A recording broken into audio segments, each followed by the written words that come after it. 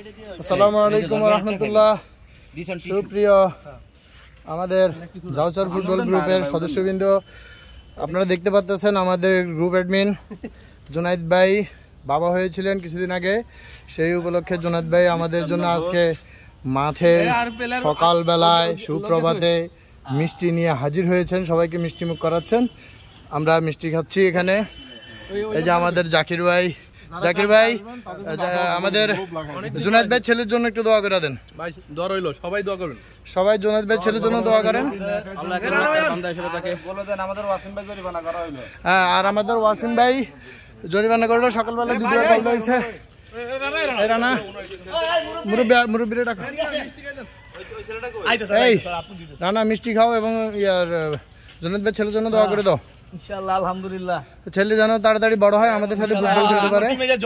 হ্যাঁ, দোয়া রইল। জাউচার ফুটবল গ্রুপের নতুন সদস্য। হ্যাঁ, আমি একটু জুনাইদ ভাই মিষ্টি খাওয়াই দেই। জুনাইদ ভাই প্লিজ নেন।